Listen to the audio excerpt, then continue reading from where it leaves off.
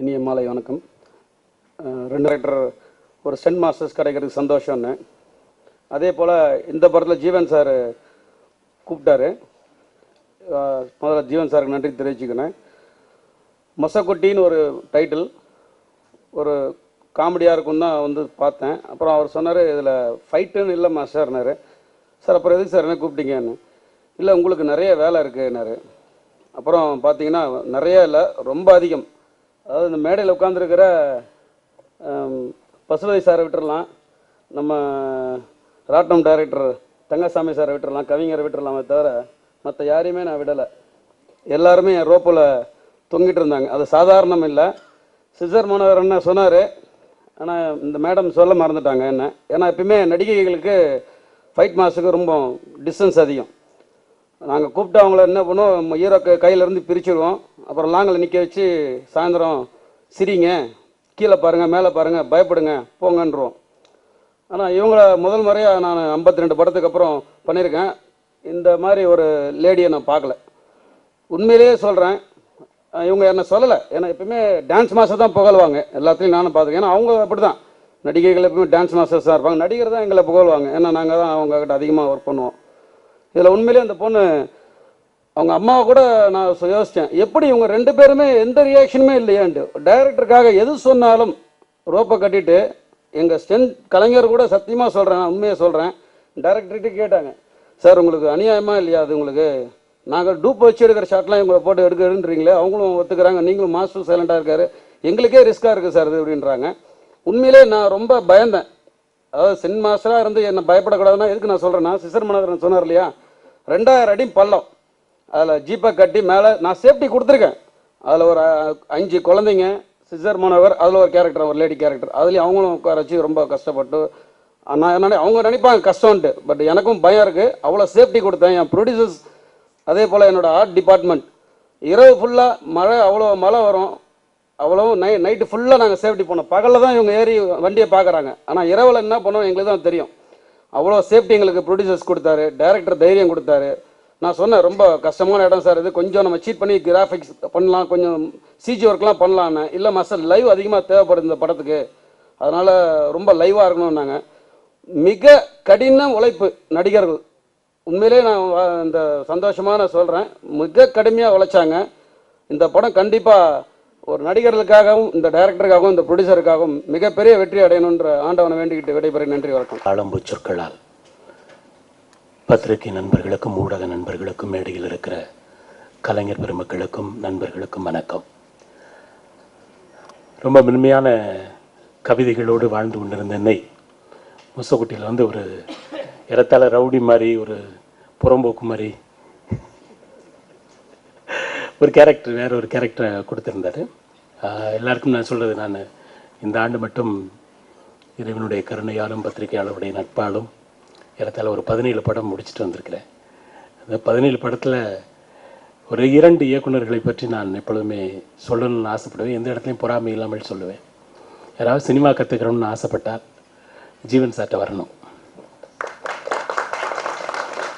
ஏன் அதை சொல்கிறேன் அப்படின்னா, ஒரு சீனை எப்படி கன்செப்ஷன் அவர் சொல்லும்போது சொன்னார், நான் 2 தோல்வி படம் கொடுத்து விட்டு 3வது படத்தில் இருக்கிறேன். நான் கோச்சிக்காதீங்க, வெற்றி என்பது பெற்றுக்கொள்வது, தோல்வி என்பது கற்றுக்கொள்வது. வாழ்க்கை முழுக்க நீங்கள் கற்றுக்கொண்டே இருக்க வேண்டும்.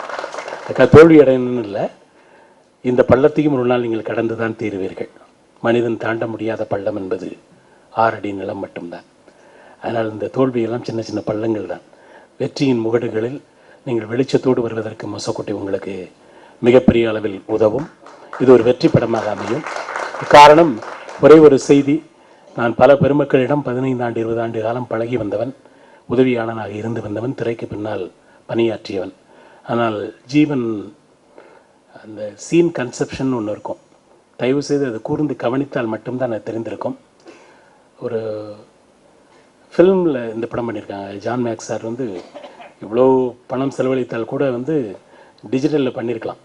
வந்து ஃபில்மில் தான் பண்ணணும்னு அடம்பிடிச்சி அந்த ஃபில்ம் ரோலில் எவ்வளோ கணக்காக, எவ்வளோ அழகாக ஒரு சீனை பண்ணணும், ஒருத்தன் என்ன வேலை வாங்கணும், எப்படி பண்ணணுங்கிறது எனக்கு தெரிந்த தமிழ் திரையுலகில் 1 2 இயக்குநர்கள் இருக்கிறார்கள் என்றால் அது நிச்சயமாக ஜீவனுடைய பெயர் உண்டு. தெரியும். ஏன்னா அவ்வளோ அழகாக நேர்த்தியாக. ஏன்னா நான் எந்த படத்தினுடைய கதையும் கேட்குறதில்ல. எப்படினாலும் நம்மளை பொண்ணுக்கு அப்பனா போட்டுருவாங்க. ஒன்று அவள் ஓடி போயிடுவா, இல்லைன்னா அவனை கூட்டு போயிடுவான். இது எதுக்கு கதை கேட்கணும், ஏதோ ஒரு டைலாக் மாறி மாறி வரப்போகுது அப்படிங்கிறது தான். ஆனால் இந்த படத்தில் என் மகிமா வந்து என்னை விட்டுட்டு என் முன்னாடியே வந்து மாப்பிள்ளைய அவனை அந்த பையனை கூப்பிட்டுட்டு போகிற மாதிரியான ஒரு சீன் இருக்கும். அவ்வளோ அழகாக கன்செப்ஷன் பண்ணியிருப்பார். தயவுசெய்து படம் பார்க்கும்பொழுது நான் சொன்ன இந்த சீனை நீங்கள் பார்ப்பீங்க. ஒரு அப்பனாக இருந்தால் பயங்கர ஆவேசத்தோடு ஏதாவது பண்ணியிருப்பாங்க, பண்ணவே இல்லை. ஜீவன் சார் அவ்வளோ ஜீவனாக ஒவ்வொரு சீனையும் ஒவ்வொரு காட்சியும் அவர் சொன்னார். இந்த படத்தை பொறுத்தவரை நான் வந்து இத்தனை ஆண்டு காலம் நான் வந்து திரையுலகில் பயணித்தாலும் ஒரு ஒளிப்பதிவாளனாகவும் இயக்குனராகவும் ஒரு படத்தில் அவ்வளோ அழகாக ஒரு கதையை கொண்டு வந்திருப்பதற்கு மொசக்குட்டி மிகப்பெரிய வெற்றியை தரும். அதற்கான முழு உழைப்பை தந்திருக்கிற சக கலைஞர்கள் அனைவருக்கும் நன்றியும் வாழ்த்தும் வணக்கமும். நன்றி.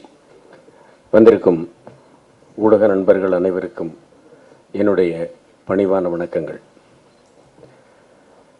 புரியறதுக்காக ஒரு டைட்டில், புரிந்து கொள்வதற்காக ஒரு டைட்டில், புரிந்தவர்களுக்காக ஒரு டைட்டில், இது மூணு சேர்ந்த ஒரே டைட்டில் தான் மொசக்குட்டி. அதாவது சில பேருக்கு வந்து புரியாது, அது என்னன்னு புரிஞ்சுக்கிறதுக்காக வந்து முயற்சி பண்ணி அதில் வந்து வெற்றி பெறுவாங்க. பைல்வான் ரங்கநாதன் அண்ணா அவர்களுக்கு தெரியும், ராயப்பேட்டையில் ஒரு ஆள் வந்து ஒரு விஷயம் விற்றுக்கிட்டு போவான். என்ன விற்கிறான் அப்படின்னு கூப்பிட்டு பார்த்தா தலகாணி.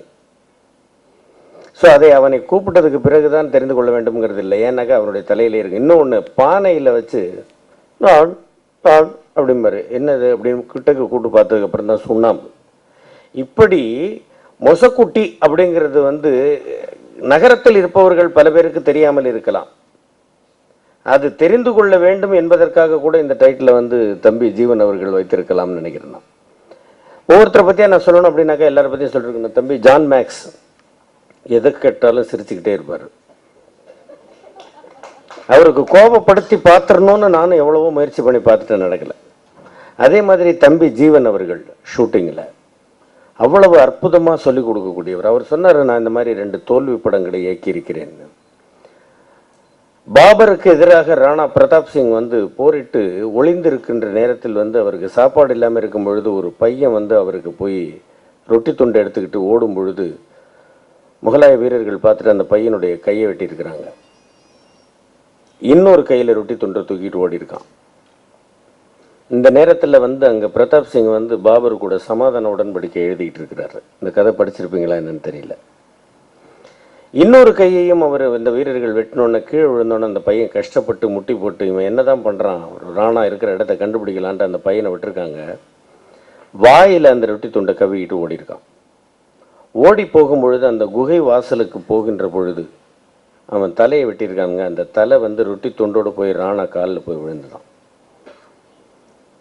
அப்போ அதை பார்த்துட்டு தனக்கு கொண்டு வந்த ஒரு பையனுக்கு இருக்கக்கூடிய மன உறுதி தனக்கு இல்லையே, நான் வந்து இந்த மாதிரி வந்து இது பண்ணிட்டேனே அப்படின்னு வந்து அவர் மீண்டும் பாபரோடு போரிட்டார் என்பது வரலாறு. அதைப்போல் தம்பி வந்து நான் 2 தோல்வி படங்களை இயக்கி விட்டேன். அப்படி தோல்வி படங்கள் என்பதற்காக அவை நல்ல படங்கள் அல்ல என்று நீங்கள் கருத்தில் கொள்ளக்கூடாது. இனிமேல் வந்து கொஞ்சம் கவனமாக, தோற்றவர்கள் தான் வென்றிருக்கிறார்கள். ராபர்ட் புரூஸ் எடுத்துங்க, எவ்வளவு பேர் எடுத்துங்க சரித்திரத்தில், அந்த மாதிரியான ஒரு விஷயம். இந்த படத்தில் எனக்கு வந்து தம்பி ஜான் மேக்ஸும் தம்பி ஜீவன் அவர்களும் கூப்பிட்டு எனக்கு வந்து வேஷம் கொடுத்தாங்க. அதாவது இந்த படத்தில் நாம் தம்பி சொன்னப்பில் இந்த மாதிரி அண்ணன் வந்து நிறைய படங்களில் பிரமாதமாக நடிச்சிருக்கிறாங்க கொண்டிருக்கிறாங்கன்னு. இல்லை நான் அந்த படத்தில் பிரமாதம் நடிச்சிருக்கேன், இந்த படத்தில் பிரமாதம் நடிச்சிருக்கேன், இதில் சூப்பராக நடிச்சிருக்கேன் அப்படிங்கிறதால சொல்லு. நீங்கள் எழுதலைனாக்கா நாங்கள் என்னத்தை நடிக்கிறது? நாங்கள் தனியாக நடிச்சுக்கிட்டு இருந்தோம்னாக்கா வீட்டில் கூட பார்க்க மாட்டாங்க, வெளியே அனுப்பிடுவாங்க. இங்கே ஏன் நடிச்சுக்கிட்டு இருக்க தேவையில்லாமல். நிறைஞ்ச மனசுன்னு ஒரு படம் மச்சான் டைரக்ஷனில், கனிமாமா டைரக்ஷனில், அதில் ஒரு டைலாக் வந்து போடவங்க வந்து இந்த மாதிரி கஷ்டப்படும், இலையை ஒழிச்சோமா எந்திரிச்சோமா போனோமான்னு இருக்கணும். 5 வைக்கிறது 10 வைக்கிறது அப்புறம் தர எழுதி வைக்கிறது, இந்த சோழியெல்லாம் வச்சுக்கிறக்கூடாது அப்படின்னு ஒரு டைலாக் சொன்னோம். அது விஜயகாந்த் அண்ணன் நடித்த படத்தில் வந்து சீனையே அந்த படத்தில் வந்து நாங்கள் இப்படி சொன்னோம். அதை விஜயகாந்த் அண்ணனும் ரசித்தார். அதே மாதிரி வந்து ஒரு வில்லனுக்கு இவருக்கு சண்டை நடக்கும் பொழுது வந்து சொல்லுவோம், ஏன்டா இப்படிலாம் பண்ணுற அப்படின்னு ஒரு கேரக்டர் கேட்கும்போது வெள்ளைக்காரன் சுட்டு போடுவான்னு பயந்துட்டு வீரவண்டியை கட்டவுமா மாமனா மச்சானான்னு பேசியிருப்பாரா அப்படின்னு ஒரு டைலாக் போட்டோம். ஸோ எங்களுக்கு சுதந்திரம் கொடுக்கின்ற டைரக்டர்கள், எங்களுக்கு சொல்லிக் கொடுக்கின்ற டைரக்டர்கள் தான் முக்கியம். இந்த மாதிரி இந்த படத்தில் நிறைய விஷயங்கள், தம்பி வயதில் என்னை விட சிறியவராக இருந்தாலும் அனுபவத்தில் அறிவில் மிகப்பெரியவராக இருக்கிறார். அவர் சொல்லிக் கொடுக்கின்ற மாதிரியாக இந்த படத்தில் நான் இந்த கேரக்டர் பண்ணியிருக்கிறேன். இந்த மாதிரி வச்சுங்கண்ணே, இந்த மாதிரி மலையாள ஸ்லாங்கோட வச்சுங்கண்ணே. தமிழர் தான், ஆனால் கேரளாவில் போய் செட்டில் ஆகிட்டார். மலையாளத்தில் தான் பேசுவார், ஆனால் தமிழ் பேசுவார். இப்படின்லாம் சொல்லி கொடுத்து அந்த கேரக்டர் எனக்கு ஒரு நல்ல பெயர் இந்த படத்தில் கிடைக்கிறது என்றால் நிச்சயமாக அதற்கு காரணம் எனக்கு இந்த வேடத்தை கொடுத்த தம்பி ஜான் மேக்ஸ் அவர்களும் தம்பி ஜீவன் அவர்களும் தான். அவர்களுக்கு ஆண்டவன் எல்லா நலன்களையும் கொடுக்க வேண்டும் என்று எல்லாம் வல்ல இறைவனை வேண்டிக் கொள்கிறேன். நன்றி, வணக்கம். ரொம்ப நாளைக்கு அப்புறம் உங்களை எல்லாரும் மீட் பண்ணுறேன் நான். இது ஒரு பியூட்டிஃபுல் மொமெண்ட். ஜீவன் எனக்கு ரொம்ப பரிச்சயம் இல்லைனாலும், பட் அவரை பற்றி நிறைய கேள்விப்பட்டிருக்கேன். அவர் சுகுமார்னால எனக்கு அவர் மேலே ஒரு அன்பு உண்டு. அவரோட முதல் படம் நான் நினைக்கிறேன், அப்படி தான் நினைக்கிறேன், மயில் இல்லையா? மயில் மிகப்பெரிய வெற்றி அடையணும்னு நினச்சேன். அதோட சாங்ஸு, அதோட டேக்கிங்ஸ் எல்லாம் பார்த்து ரொம்ப பியூட்டிஃபுல்லாக இருந்தது. நல்லா வரும்னு நினச்சானா என்னன்னு தெரியல. ஸோ இவர் இந்த கதை சொல்லும்போது கண்டிப்பாக நான் பண்ணுறேன். ஏன்னா பியூட்டிஃபுல்லான ஒரு, என்ன சொல்கிறது, எல்லாரும் சொல்லுவாங்க பியூட்டிஃபுல் ரோல்னு, பட் உண்மையிலே இது பியூட்டிஃபுல் ரோல். நான் இது வரைக்கும் பண்ணதில்லை, கொஞ்சம் தயங்கினேன். பட் அவர் சொன்னார் இல்லை இது சரியாக வரும் அப்படின்னாரு. நான் ஸ்பாட்டுக்கு போகும்போது கூட நான் ஒரு கம்ஃபர்டபுள் இல்லாமல் தான் போனேன் ஆக்சுவலாக, அதான் உண்மை. ஆனால் அவர் எடுத்த விதம் ரொம்ப பியூட்டிஃபுல்லாக இருந்தது. சின்ன சின்ன அசைவுகள், நான் அந்த மாதிரி யாருக்கூடையும் அவ்வளோ ஒர்க் பண்ணல. ரொம்ப சின்ன அசைவுகள், ஒரு கண்ணு கூட இப்படி மேலே போயிடக்கூடாது, ரொம்ப கண்ட்ரோல்டாக ஒரு பர்ஃபார்ம் பண்ணுறது அங்கே லேர்ன் பண்ணணும்னு கூட சொல்லலாம், கற்றுக்கினேன். ஏன்னா நிறைய விஷயங்கள் நம்ம ஒன்று நினைப்போம், ஏன்னா அவங்க த்ரூ வியூ ஃபைண்டரில் பார்க்கும்போது அது வேறு மாதிரி இருக்குது. கொஞ்சம் இப்படி வேணும் சார், அப்படி வேணும் சார் சொல்லும்போது மானிட்டரில் பார்க்கும்போது வேறு மாதிரி இருக்குது. ஸோ ஒரு பீரியடுக்கு அப்புறம் டிசைடட், ஓகே நம்ம ரொம்ப யோசிக்க வேணாம், அவர்கிட்ட கொடுத்துருவோம், அவர் என்ன சொல்கிறோம் அதை பண்ணிவிடுவோம். நான் ஒரு பீரியடுக்கு அப்புறம் நான் அடாப்ட் ஆகிட்டேன், அதான் உண்மை. அவர் ரொம்ப பியூட்டிஃபுல்லாக எடுத்தார். ஒரு கேமராமேன் அப்படின்னு நம்ம ஒதுக்கி வைக்காமல் ஒரு தேர்ந்த இயக்குனருக்கான அத்தனை அடையாளமும் அவர்கிட்ட நான் அவரோட ஒர்க் பண்ண அந்த ஒரு 15-16 டேஸில் நான் அதை பார்த்தேன். அண்டு எனக்கு சொல்கிற அவ்வளோ பெரிய தகுதியெலாம் கிடையாது, பட் இருந்தாலும் ஒர்க் பண்ணதை வச்சு நான் சொல்கிறேன். அண்ட் அகெயின் இவர் ஜான் மேக்ஸ் சார், அவரோட தான் ஃபஸ்ட்டு படம். இவர் நம்ம பாசு சொன்னதை நான் ஒத்துக்கிறேன், எப்பவுமே சிரிச்சுன்னு இருப்பார். எனக்கு கூட நான் கேட்டிருக்கேன், எப்படிங்க அது சிரிக்க முடியுது, என்ன பிரச்சனை வந்தாலும் ஒரு ஸ்மைலோட அப்படியே இருப்பார். அதுக்குள்ளே கும்பிடுவார், அது வேறு விஷயம். ஆனால் வெளியில் எப்பவுமே ஒரு சிரிச்ச முகத்தோட இருப்பார். நம்மளால முடியாது, ஏதோ ஒரு சின்னதுனா மூஞ்சில் அப்படியே தெரிஞ்சிடும், டப்புன்னு தெரிஞ்சிடும். ஆனால் அவர் அதை அப்படியே சிரிச்சுக்கிட்டே போவார். அதனால தான் இன்னைக்கு இந்த படத்தை இந்த ஸ்டேஜ் வரைக்கும் கொண்டு வர முடிஞ்சிருக்கு. இந்த படத்தில் ஒர்க் பண்ண அத்தனை பேரும், நிறைய நண்பர்கள் ஒர்க் பண்ணியிருக்காங்க, சுப்ரீம் சுந்தர், பாஸ், என்ன எல்லாரும் நிறைய பேர். ஒரு நல்ல அனுபவமாக இருந்தாங்க அவங்களோட ஒர்க் பண்ண. ஒரு ஜாலி டூர் மாதிரி கூட இருந்ததுன்னு சொல்லலாம். நிச்சயமாக இந்த படம் மிகப்பெரிய சாங்ஸ் கேட்டால் ரொம்ப பியூட்டிஃபுல்லாக வந்திருக்கு, மிகப்பெரிய வெற்றி அடைன்ற ஒரு நம்பிக்கை இருக்குது. நன்றி, வணக்கம். காலை வணக்கம். என் பேர் சென்ராயன். இந்த மொசக்குட்டி படத்தில் அண்ணன் ஜீவனை ஒரு சிங்கக்குட்டி மாதிரி ஒரு கேரக்டர் கொடுத்துருக்காங்க. தயாரிப்பாளர் ஜான் மேக்ஸ் சாருக்கும் ஜீவன் சாருக்கும் ரொம்ப நன்றி. இந்த படத்தில் ரொம்ப நான் ரிஸ்காலாம் ஒரு fight sequence, master supreme Sundar sir ஒரு சீக்வன்ஸ் எல்லாம் ரொம்ப ரொம்ப கஷ்டமாக இருந்தது. அது நான் சொல்லிட்டேன்னா சஸ்பென்ஸ் போயிடும், நீங்கள் படத்தில் பாருங்கள். ரொம்ப நன்றி.